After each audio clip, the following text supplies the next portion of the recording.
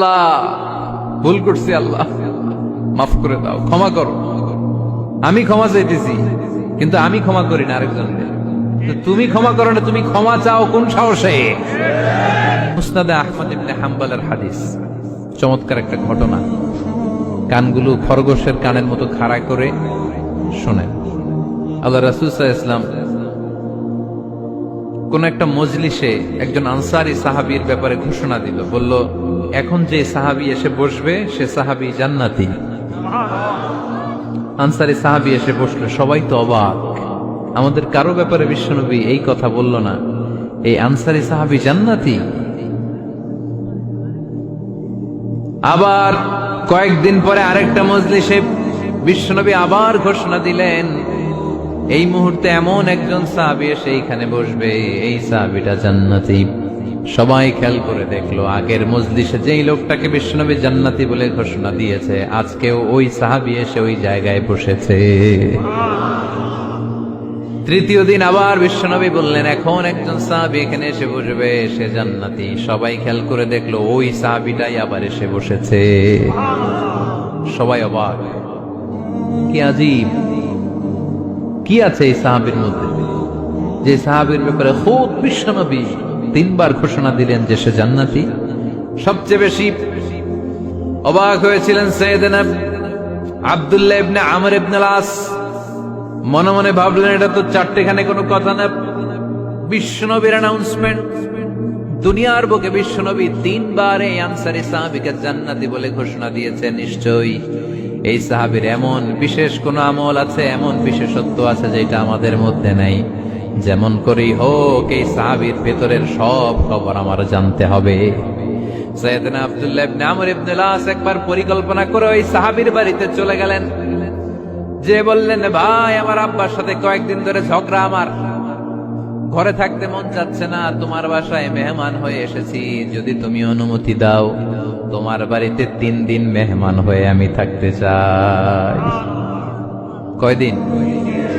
শুনতেছেন? বুঝতেছেন? কষ্ট হচ্ছে না তো? ওই আনসারী সাহাবী বলে, আহলান ওয়া সাহলান, খোশ আমদেদ, এ আমার সৌভাগ্য, আমার মেহমান হয়ে আপনি থাকবেন, আসেন আমার ঘরে থাকেন, এই ঘরে আমি থাকি, আর এই ঘরটা মেহমান হিসেবে আপনারে দিয়ে দিলাম, থাকেন। এবার আব্দুল্লাহ ইবনে আমর ইবনে আস খুব ভালোভাবে ফলো করতে লাগলেন, কখন এই আনসারী সাহাবী কি করে। 1 দিন, 2 দিন, 3 দিন পর্যন্ত ফলো করার পরে সাইয়েদনা আব্দুল্লাহ ইবনে আমর ইবনে আস এমন কোন বিশেষ আমল এই সাহাবীর মধ্যে খুঁজে পায় নাই। 3 দিন গভীরভাবে পর্যবেক্ষণ, অবজারভেশনের পরে বিশেষ কোনো আমল ওনার চোখে পড়ে নাই। এবার 3 দিন পরে তো চলে যাবার পালা, ঠিক কিনা? এবার তিনি সোজা সাপটা আনসারী সাহাবীর কাছে যে ভিতরের কথা খুলে বলে ফেললেন, বললেন, ও ভাই, আসলে আমার বাবার সাথে এমন বড় কোনো ঝগড়া আমার হয় নাই, যে কারণে বাড়ি থেকে বের হয়ে তোমার মেহমান আমার হওয়া লাগবে। আমি বিশেষ এক উদ্দেশ্যে এসেছি। কি উদ্দেশ্য? আব্দুল্লাহ ইবনে আমর ইবনে আস এবার বলতে আরম্ভ করলেন, আমরা খেয়াল করেছি 3টা মজলিসে বিষ্ণু ঈসা ইসলাম তোমাকে জান্নাতি বলে ঘোষণা করেছে, তাই আমি জানার জন্য এসেছি তুমি এমন কি আমল করো যে কারণে বিশ্বনবী ঘোষণা দিলেন যে তুমি জান্নাতি। কি এমন বিশেষ আমল আছে তোমার, আমার একটু বলো, আমি ওই আমল করে জান্নাতি হতে চাই। আল্লাহু আকবার। এবার আনসারী সাহাবী মুখ খুললেন, উনি বললেন, ও ভাই আব্দুল্লাহ ইবনে আমর ইবনে আস, এমন কোন বিশেষ আমল আমার নাই। হালাল পন্থায় রুজি করি, ব্যবসা করি, নামাজের সময় নামাজ পড়ি, রাতে এসে ঘুমিয়ে যাই, ফজরের আগ দিয়ে উঠে তাহাজ্জুদ করি, সময় মতো জিকির আজকার করি, কোরআন তেলাওয়াত করি, কিছু দান সদকা করি। সবাই যা করে আমিও তাই করি, স্পেশাল কোনো আমল আমার জীবনে নাই। তবে আব্দুল্লাহ ইবনে আমর ইবনে আস, শুনে রাখো, একটা কাজ আমি প্রতি রাতে করি, হয়তো বা এই কারণেও বিশ্বনবী আমার ব্যাপারে এমন ঘোষণা দিতে পারে। আব্দুল্লাহ বললেন, ও আনসারী সাহাবী, কি কাজ তুমি করো? এবার আনসারী সাহাবী বলতে লাগলেন, প্রতি রাতে যখন আমি আমার বিছানায় ঘুমোতে যাই, আমি কারো ব্যাপারে কোনো রাগ, কোনো হিংসা, কোনো ক্ষোভ অন্তরে নিয়ে ঘুমাতে যাই না। ওই দিন যার সাথে যা হয়েছে সবাই রে মাফ করে দিয়ে মিটমাট করে একটা প্রশান্ত অন্তর নিয়ে আমি বিছানায় ঘুমাতে যাই। ওই দিনে কেউ আমার গালি দিছে, কেউ আমার বকা দিছে, কেউ আমার বিরুদ্ধে মিছিল করছে, উল্টা পাল্টা যে যাই করুক না কেন, আমি কিচ্ছু মনে রাখি না। আওবি ইলা ফিরাশি, আমি এমন ভাবে আমার বিছানায় যাই, ওয়ালাইসা ফি কলবি হিকদুন আলা আহাদ, এমন অবস্থায় আমি শুয়ে পড়ি যে আমার হৃদয়ে কারো ব্যাপারে আমার হৃদয়ে কোনো ক্ষোভ নাই, কোনো হিংসা নাই, কোনো অহংকার নাই, সব রাগ ক্ষোভ ভুলে গিয়ে সবাইকে ক্ষমা করে দিয়ে আমি বিছানায় ঘুমাতে যাই। এজন্য বিশ্বনবী এই সাহাবীকে তিনটা মজলিসের ভরা মজলিসের মধ্যে জান্নাতি বলে ঘোষণা করেছে। এই হাদিস থেকে শিক্ষা হলো, আমরাও যদি প্রতি রাতে বিছানায় ঘুমোতে যাওয়ার আগে সবাইরে মাফ করে দিয়ে মনের যত ক্ষোভ জ্বালা যন্ত্রণা আছে সব ভুলে যে বিছানায় ঘুমাতে পারি, এই সাহাবীর মতো আমাদেরকেও জান্নাতি হিসেবে কবুল করবে কে? পারবেন আজকে থেকে? বিছানায় যাওয়ার আগে কি করবেন? আজকে সবাইরে মাফ করে দেব। যে আমার উপর জুলুম করছে ওই বিচার আল্লাহ করবে। কে কি বললো ওটা দেখার দরকার নাই। কারো ব্যাপারে কোনো ক্ষোভ, কোনো তিক্ত অভিজ্ঞতা, জ্বালা যন্ত্রণা অন্তরে রাখবেন?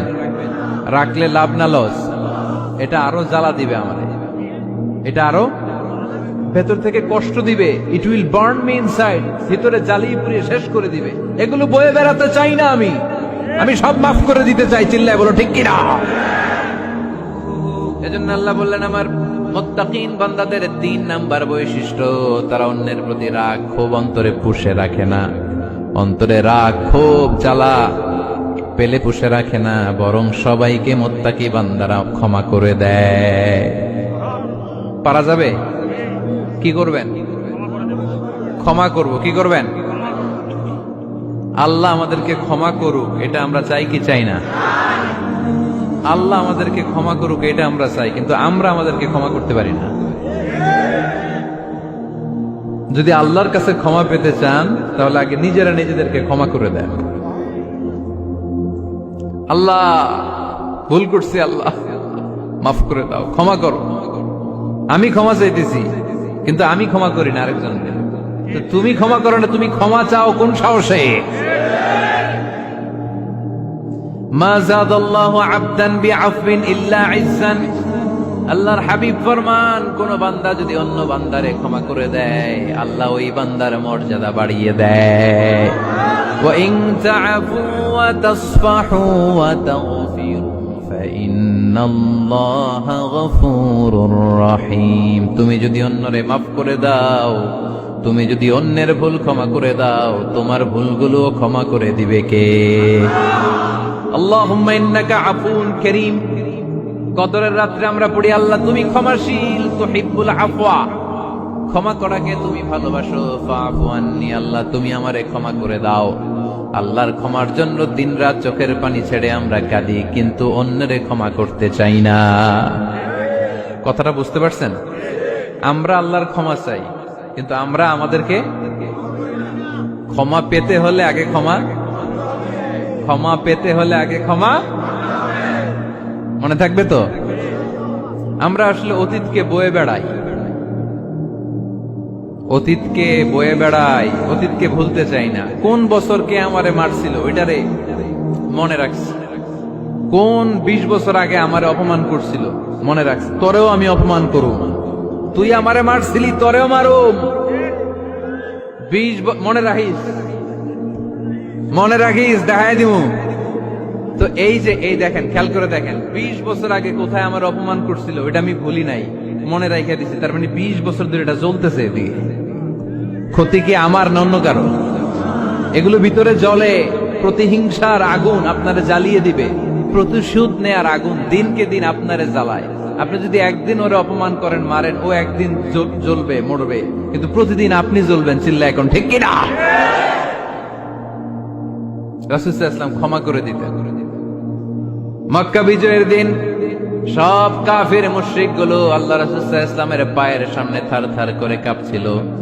সবাই ভেবেছে আমরাও যেরকম পাষাণ, মুহাম্মদ মনে হয় তাই করবে, আমাদেরকে এবার কচুকাটা করবে।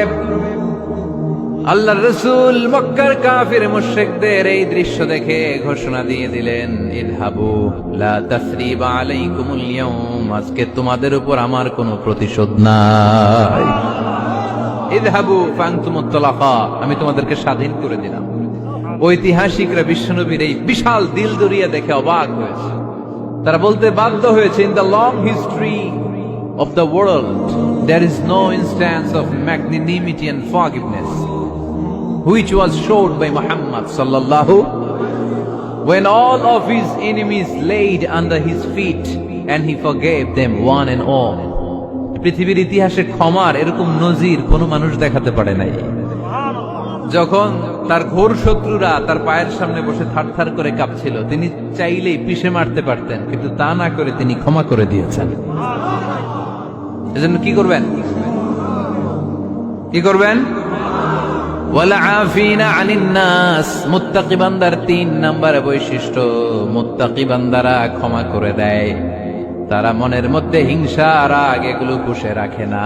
সুবহানাল্লাহ পড়েন। যারা ক্ষমা করে এরা অনেক ভালো থাকে ভাই, জানেন? আপনি ক্ষমা করে দিলে আপনি শান্তিতে থাকবেন।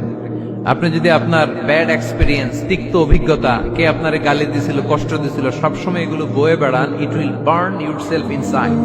এগুলো আপনার ভিতরে জ্বালায় পড়ে সারখার করে দিবে। আর যদি ভুলে যান, জায়গায় মাফ করে দেন, তাহলে শোধবোধ সব শেষ। আমি আছি শান্তিতে, ঠিক কিনা? আমরা শান্তি চাই কি চাই না? আমরা অতীতের এই কষ্ট বুকে নিয়ে আর চলতে চাই? সমাধান একটাই, ক্ষমা করে দেন।